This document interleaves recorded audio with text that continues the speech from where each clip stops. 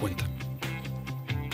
La semana pasada le dijimos adiós al distanciamiento social. Esos 2 metros o 1,5 metros que nos mantenían separados durante 2 años llegaron a su fin. La información fue publicada y anunciada oportunamente por las autoridades provinciales y nacionales. Hoy o mañana vamos a declarar directamente el fin de la tercera ola. Pero ¿cómo llegamos hasta acá? ¿Se acuerdan? Retrocedamos. 3 de marzo del 2020, Argentina confirma el primer caso positivo de COVID-19. Hasta ese entonces la situación generaba preocupación a nivel mundial con el aumento de casos positivos en Europa y en Asia. 7 de marzo se produce la primera muerte por COVID en Argentina. Se trataba de un hombre que había llegado desde Francia a Argentina después de un viaje por sus vacaciones. 11 de marzo, la COVID-19 es declarada pandemia por la Organización Mundial de la Salud.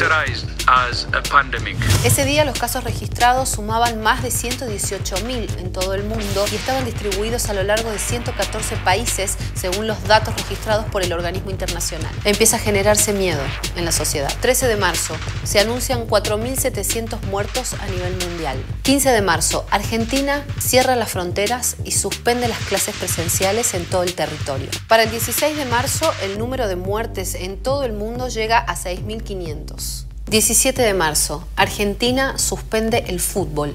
Y lo mismo ocurre con la Eurocopa. Con 79 contagios en nuestro país se anuncian medidas económicas para apoyar a las industrias perjudicadas. Los gobiernos se debaten entre cerrar estrictamente el país o dejar que todos se contagien. El 19 de marzo del 2020 se transforma en una fecha bisagra para todos los argentinos. Ese día el presidente Alberto Fernández decreta la cuarentena general y obligatoria y además anuncia el confinamiento para todo el territorio argentino. El país se paraliza con 4 víctimas fatales ante el temor del colapso sanitario. Ese mismo día en nuestra provincia se anuncia el primer caso positivo de COVID-19. Se trataba de una persona proveniente de Europa. En Tucumán se lanza el operativo Nadie en las calles y el Ministerio de Seguridad junto a oficiales de la justicia salen a controlar que todos estén en sus casas.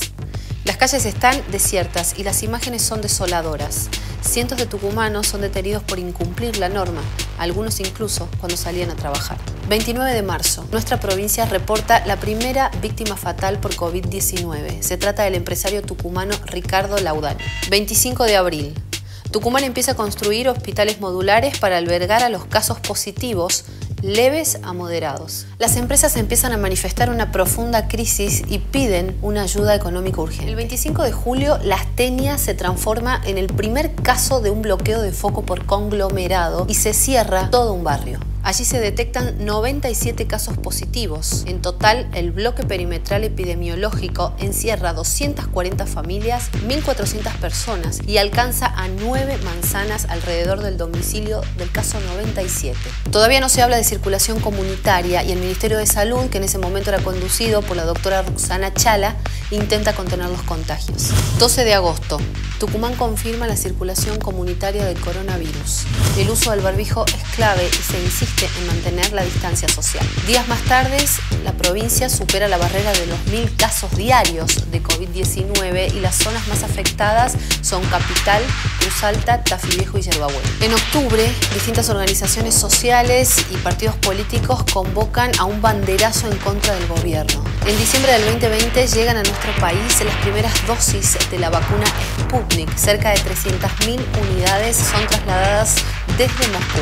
Argentina es el primer lugar al que Rusia exporta sus vacunas. El entonces ministro de Salud, Ginés González García, celebra el acuerdo y anticipa contratos para traer a Argentina vacunas del fondo COVAX, Pfizer y la británica AstraZeneca. Mientras tanto, aumentan la cantidad de muertes y se prohíben funerales y velorios. Muchos mueren solos. El 2021 arranca con la pandemia como telón de fondo y un escándalo de dimensiones internacionales, la vacunación VIP. La polémica involucra al entonces ministro de Salud, Ginés González García, a su jefe de gabinete, que terminan imputados después de la revelación de una red de políticos, empresarios, sindicalistas y periodistas que se coló para recibir una dosis de la vacuna. En febrero del 2021, el ministro de Salud, Ginés González García, presenta formalmente una renuncia al presidente Alberto Fernández y se aleja de la cartera sanitaria. En mayo del 2021, el Congreso aprueba, con el apoyo de todos los bloques dentro del mismo, la postergación de las elecciones generales. El proyecto pospone hasta el 12 de septiembre las elecciones primarias abiertas, simultáneas y obligatorias y hasta el 14 de noviembre las generales. La pandemia y el temor de los contagios logra el consenso entre todos los bloques parlamentarios y para avanzar en la medida por primera y única vez. Julio del 2021. Arranca la campaña electoral y los discursos proselitistas de los candidatos, tanto oficialistas como opositores, están centrados en la crisis sanitaria y en la problemática económica de nuestro país. Ese mes, julio del 2021, regresan finalmente las clases presenciales a las escuelas de nuestra provincia. El anuncio lo hace el ministro del área, Juan Pablo Lichmacher, y anticipa un plan para un retorno seguro a las aulas. En agosto del 2021, el turismo experimenta una de sus crisis más profundas. Ante esta situación, el Gobierno Nacional pone en funcionamiento el Plan Previaje, una propuesta para reactivar a este sector. A nivel mundial, por la pandemia, el sector turístico pierde cerca de 62 millones de puestos de trabajo. Un informe del Consejo Mundial de Viajes y Turismo indica que la contribución de la actividad al PBI mundial se redujo en 4,5 trillones de dólares. Las restricciones a los viajeros aún persisten en Argentina. 14 de noviembre del 2021 se produce un hecho histórico. Por primera vez se celebran elecciones generales, en este caso legislativas, en medio de una pandemia y con la aplicación de los protocolos que todo esto implica. Renueva en esa oportunidad la mitad de la Cámara de Diputados y un tercio de la Cámara de Senadores. Por la pandemia, los comicios estuvieron envueltos en una serie de ajustados protocolos.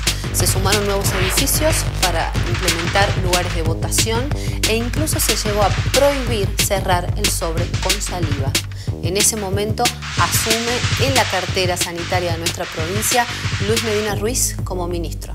1 de diciembre del 2021, Tucumán se convierte en la primera provincia del país en exigir el pase sanitario. El objetivo es mejorar los niveles de vacunación y exigir las dosis de vacunas al día para asistir a eventos masivos, a bares y a otros lugares cerrados. 2022. Un brote de contagios desencadenado en la ciudad de Buenos Aires y en los destinos turísticos de la costa encienden la alarma en nuestra provincia y obligan al gobernador Osvaldo Jaldo a retroceder en las medidas restrictivas. Se anuncia la suspensión de los festivales provinciales y se dispone un aforo en bares, cines, teatros y otros espacios de no más de 400 personas.